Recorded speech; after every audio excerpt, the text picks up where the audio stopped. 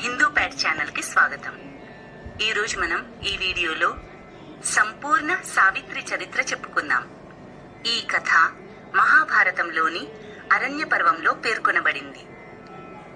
జయద్రథుణ్ణి జయించి వాని క్రూర హస్తాల నుండి ద్రౌపదిని విడిపించుకు వచ్చిన తరువాత యుధిష్ఠిరుడు మునిమండలి మధ్య సుఖాసీనుడై ఉన్నాడు. మహర్షులు కూడా పాండవులకు వచ్చే కష్టపరంపరలను గురించి విచారాన్ని వ్యక్తం చేస్తూ వస్తున్నారు.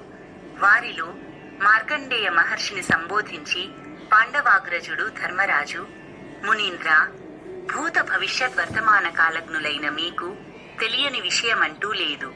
దేవర్షులలో కూడా మీ నామం ప్రఖ్యాతమై ఉంది. మిమ్మల్ని నేను నా హృదయగత సందేహాన్ని గురించి ప్రశ్నిస్తున్నాను. సమీపంగా సమాధానం చెప్పండి. సౌభాగ్యశాలిని అయిన ఈ ద్రుపదరాజనందిని యజ్ఞవేదిక నుండి ప్రభవించింది. గర్భనరక వేదన ఈమెకు కలుగలేదు. పాండు మహారాజుకు కోడలయ్యే గౌరవం కూడా ఈమెకు లభించింది. ఆమె ఎన్నడూ పాపం కాని నిందిత కార్యం కాని చెయ్యలేదు. ధర్మతత్వజ్ఞురాలు, పాలకురాలు అయిన ఈమెను పాపాత్ముడైన జయద్రథుడు అపహరించాడు. ఈ ఘోరాన్ని మేము చూడవలసి వచ్చింది. సోదర బాంధవ రాజ్యాదులకు దూరులమై మేము అరణ్యాల పాలై అనేక కష్టాలు అనుభవిస్తున్నాము. మా వంటి మందభాగ్యులైన వారు ఈ జగత్తులో మరెవరైనా ఉన్నారా?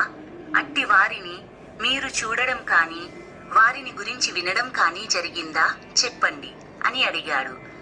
దానికి సమాధానంగా మార్కండేయ మహర్షి బదులు పలుకుతూ, రాజా, శ్రీరామచంద్రుడంతటి వానికి కూడా వనవాసము, భార్యావియోగ దుఃఖము అనుభవించవలసి వచ్చింది.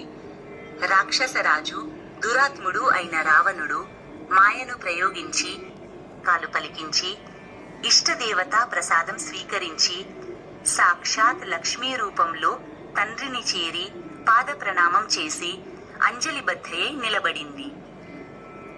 యవ్వనంలో విహరించే ఈమెను ధర్మపత్నిగా గ్రహించే వరుడెవ్వరూ రావడం లేదు కదా అని విచారిస్తూ గద్గద స్వరంతో ఆమెను దగ్గరగా తీసుకొని, అమ్మా, నీకు పెళ్లి చేసే సమయం ఆసన్నమయ్యింది.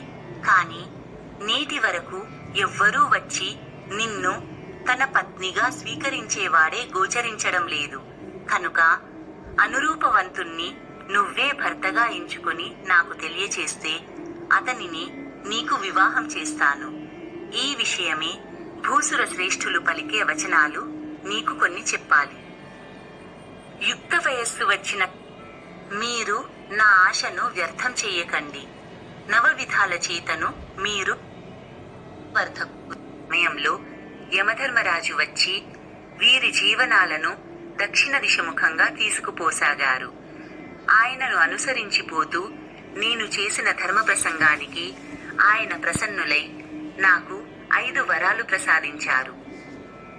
1 నా అత్తామామలకు నేత్రదానం, 2 రాజ్యప్రాప్తి, 3 నా తండ్రికి 9 బిడ్డలు కలగడం, 4 నాకు 9 పుత్రులు, 5 నా భర్తకు ఆయుర్దాయము.